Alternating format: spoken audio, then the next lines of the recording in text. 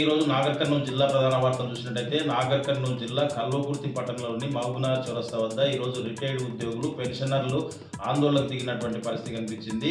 పెన్షనర్ల సవరణ బిల్లును కేంద్ర ప్రభుత్వం వెంటనే రద్దు చేసుకోవాలని, లేని పక్షంలో పెద్ద ఎత్తున ఆందోళనకు దిగుతామంటూ వాళ్ళు ఈ రోజు మహబూబ్నగర్ చౌరస్తాలో రాస్తారోకో చేసినటువంటి పరిస్థితి కనిపించింది. ఈ సందర్భంగా రిటైర్డ్ ఉద్యోగులు మాట్లాడుతూ ఈ పెన్షనర్ల సవరణ బిల్లుతో ఇది ఆమోదిస్తే రాబోయే రోజుల్లో పెన్షనర్లకు పిఆర్సీ ఉండదని చెప్పేసి, లక్షలాది పెన్షనర్లు రోడ్డున పడే అవకాశం ఉందని చెప్పేసి, ఇది కేంద్ర ప్రభుత్వం కార్పొరేట్ సంస్థలను కాపాడే విషయంలో పెన్షనర్ల పొట్టగొట్టేటువంటి సవరణ బిల్లు అని చెప్పేసి కూడా వాళ్ళు కేంద్ర ప్రభుత్వంపై మండిపడ్డటువంటి పరిస్థితి కనిపించింది. ఇప్పటికైనా కేంద్ర ప్రభుత్వం రాజ్యసభలో కానీ పార్లమెంట్లో కానీ చర్చ పెట్టకుండా ఈ బిల్లును తీసుకురావడం ఏంటని చెప్పేసి, ఈ బిల్లును రద్దు చేయకపోతే పెన్షనర్లంతా కలిసి పెద్ద ఎత్తున కూడా కేంద్ర ప్రభుత్వం పైన ఉద్యమానికి దిగుతామని చెప్పేసి వాళ్ళు హెచ్చరించినటువంటి పరిస్థితి కనిపించింది. ఈ రోజు మానవహారంలో భాగంగా పెన్షనర్లంతా కూడా నాగర్ కర్నూలు జిల్లా కల్వకుర్తి పట్టణ కేంద్రంలోని మహబూబ్నగర్ చౌరస్తా వద్ద మానవహారంతో పాటు పెద్ద ఎత్తున రాస్తారోకో చేసినటువంటి పరిస్థితి కనిపించింది.